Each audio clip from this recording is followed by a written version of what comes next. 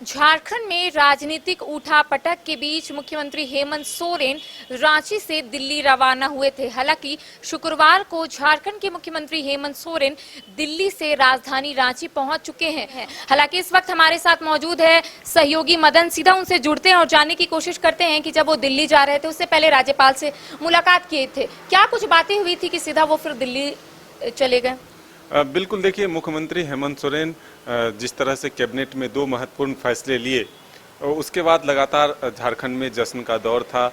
जगह जगह आपने देखा कि मानदर की थाप पर लोग नाचते और थिरकते हुए नजर आ रहे थे। दरअसल जेएमएम का जो शुरू से एजेंडा रहा है 1932 आधारित स्थानीय नीति और नियोजन नीति लाना, उसको लेकर के, और जो 27% ओबीसी को आरक्षण है उसको लेकर के जो पिछले कैबिनेट में महत्वपूर्ण फैसले हुए, उसके बाद सबकी निगाहें टिकी थी राजभवन के फैसले पर। तो मुख्यमंत्री हेमंत सोरेन खुद राजभवन पहुंचते हैं और वो राज्यपाल को पत्र भी लिखते हैं और सीधे तौर पर मिलकर वो अपनी मांग रखते हैं कि झारखंड में जो दुर्भाग्य से हाल के दिनों में राजनीतिक हालात बने हैं, ऐसे में उनको विवश होकर वहां तक पहुंचना पड़ा है। और ये पत्र के माध्यम से और सीधे तौर पर ये आग्रह किया गया कि जल्द से जल्द राजभवन उस मंतव्य को सामने लाए, उसकी एक कॉपी उन्हें दी जाए जो चुनाव आयोग ने राजभवन को भेजा है।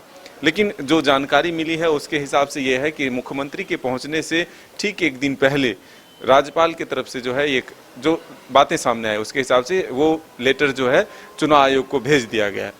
फिलहाल कल फिर मुख्यमंत्री हेमंत सोरेन दिल्ली में जो अपने अधिवक्ता के माध्यम से वो चुनाव आयोग में भी एक लेटर देते हैं, जो कि जल्द से जल्द जो भी निष्कर्ष हैं, जो यानी कि जो फैसला चुनाव आयोग ने दिया है या जो राज्यपाल को वो अपना मंतव्य भेजे हैं, उसकी एक कॉपी दी जाए। कल देर शाम जेएमएम कार्यालय में भी प्रेस वार्ता होती है और उसमें जो केंद्रीय महासचिव हैं सुप्रियो भट्टाचार्य, वो कहते हैं कि बीजेपी ने जो हाल के दिनों में माहौल बनाया है, ये जो राज्य की स्थिति है, ऐसे में सरकार के लगातार जो फैसले हो रहे थे उससे प्रभावित होकर के सरकार को फिर से एक बार एक तरह से कहे तो बाधित करने की कोशिश हो रही है। जिस तरह से ऐतिहासिक फैसले वही 1932 और जो ओबीसी आरक्षण बढ़ाने की बात और जो फैसले लिए गए, उसको लेकर के सुप्रीयो भट्टाचार्य ने कहा कि बीजेपी के चेहरे जो है वो सामने आ रहे हैं। बीजेपी कह रही है कि ये कभी भी लागू नहीं होने देंगे, मतलब एक धमकी के लहजे में।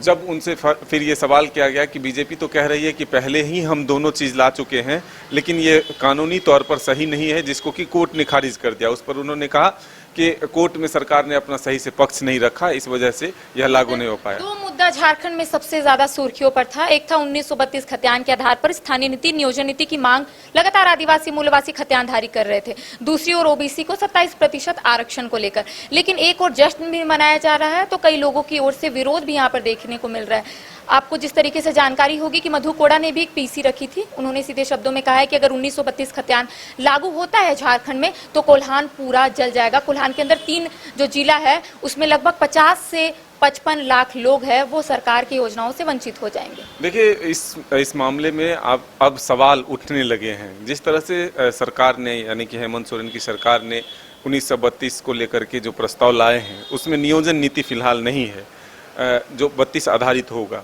तो अब आवाज ये भी उठने लगा है कि 1932 आधारित जो है नियोजन नीति भी सरकार लाए, तभी जाकर के उनकी मांगें पूरी होगी। सिर्फ 32 आधारित स्थानीयता का परिभाषित करने से काम नहीं चलेगा। दूसरी ओर जो सरकार में भी सहयोगी हैं, उन्हीं पार्टी के कांग्रेस के जो नेता हैं, सांसद हैं गीता कोरा, उनके पति मधु कोरा जो हैं वो आवाज़ उठाए हैं। गीता कोरा भी आवाज़ उठा रही है कि सर्वे सेटलमेंट अंतिम जो है वो रखा जाए इसका आधार, ताकि जो उनके क्षेत्र का लोग है वो फिर वहाँ विरोध करने लगेंगे, क्योंकि 1932 वहाँ है ही नहीं। तो जो जहाँ भी झारखंड के जिस जिले में अंतिम सर्वे सेटलमेंट है उसके आधार पर होने चाहिए। जबकि मुख्यमंत्री भी पिछली बार बजट सत्र के दौरान सदन में यही बोल रहे थे कि ये पॉसिबल नहीं है कि इस पूरे राज्य में 1932 हो। लेकिन अब देखिए, सुप्रियो भट्टाचार्य से कल ये भी सवाल किए गए थे कि क्या 1932 ही सिर्फ होगा, ये इससे पूर्व का होगा, क्या फिर बाद का जो सर्वे सेटलमेंट है वो, तो वो बोल रहे हैं कि खतियान पर होगा। लेकिन महत्वपूर्ण ये है कि अब विपक्ष जो है ये सवाल खड़ा कर रहा है कि सरकार अगर इतनी तत्परता से बिल लाती है, यानी प्रस्ताव को पास करती है, तो सरकार की प्राथमिकता ये होनी चाहिए कि जल्द से जल्द एक विशेष सत्र बुला करके इस विधेयक को कानून के तौर पर बदला जा सके। लेकिन सरकार की प्राथमिकता ये क्यों हो गई कि वो राजभवन पहुंच रहे हैं? सरकार की प्राथमिकता ये क्यों हो गई कि वो चुनाव आयोग में पहुंच रहे हैं? सरकार अगर आंकड़े हैं उनके पास तो निश्चिंत होकर के जो भी फैसले आए उसका इंतजार करना चाहिए। जेएमएम की तरफ से या मुख्यमंत्री की तरफ से ये बार बार ये बातें कही जा रही है कि ये लड़ाई लंबी चलेगी।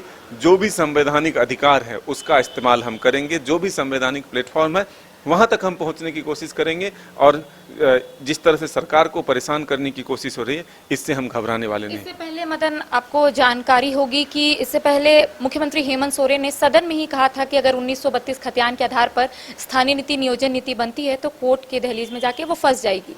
और अब 1932 खतियान के आधार पर स्थानीय नीति नियोजन कैबिनेट की ओर से ये मंजूरी मिल गई है, तो ऐसा क्यों? बीजेपी का कहना है कि ये हड़बड़ी में ये फैसला लिया जा रहा है।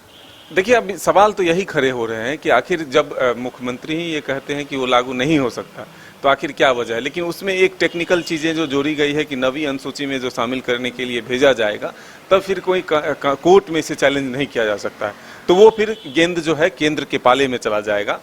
और ये कह रहे हैं, जेएमएम के जो नेता हैं वो कह रहे हैं कि केंद्र ये नहीं चाहती है कि झारखंड को या झारखंड के लोगों को उनका हक और अधिकार मिले, इसीलिए क्योंकि उनके पास वहाँ पर संख्या बल है वो नहीं इस कानून को लागू होने देंगे। इससे पहले भी आपने देखा कि सरना कोड को लागू करने के लिए, सरना धर्म कोड को लागू करने के लिए यहाँ से भेजा गया है, वो फिलहाल लंबित है। तो अब सरकार अपने स्तर से क्या कुछ करना चाहती है ये देखने वाली बात है।